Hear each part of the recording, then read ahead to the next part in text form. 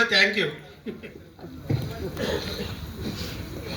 ఈరోజు ఈ సంఘం హోటల్లో ఈరోజు ఐఏఎస్గా కన్ఫామ్ అయిన ప్రియమిత్రుడు, ఆత్మీయ మిత్రుడు, నా ప్రాణం శ్యామ్ గారు. ఎందుకంటే ఆ రోజు ఉస్మానియాలో మేము క్యాంపస్లో A40లో అంత అన్యోన్యంగా ఒక కుటుంబ బంధమే మా మధ్య ఉంది.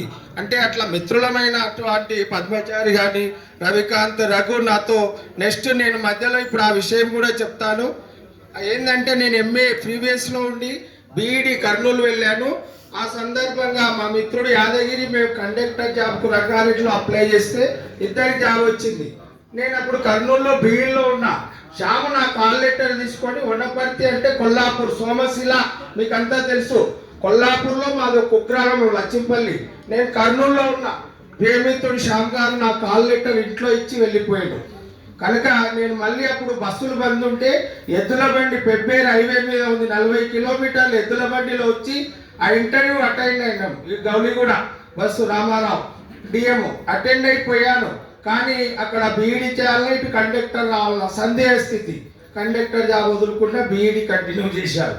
కనుక అలాంటి ఆత్మీయ మిత్రుడు నా కొరకు మా ఊరు ఎక్కడో కుగ్రామం 350 కిలోమీటర్లు బస్సులో వచ్చి నా కాల్ లెటర్ ఇచ్చిందంటే ఒక ఉద్యోగ విలువ వీనికి అవసరము. నేను మాది మధ్యతరగతి అవసరమని వచ్చింది. అయినా BEd చేసి టీచర్ జాబ్ కొట్టాడు.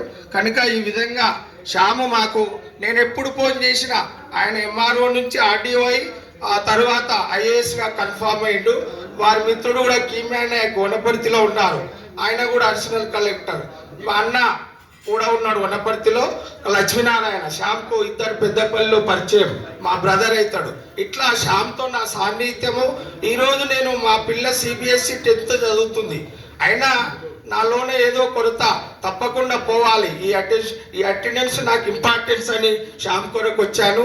కనుక నేను ఫోన్ చేసిన కాల్ బ్యాక్ చేస్తాడు, పనిలో ఉన్న చెప్పురాగిరి ఏం పని అంటాడు. కనుక పలకరింపులైన అటువంటి ఆత్మీయ మిత్రుడు మా దాంట్లో ఒక ఉన్నతాధికారిగా ఉండడం మాకు గర్వకారణం.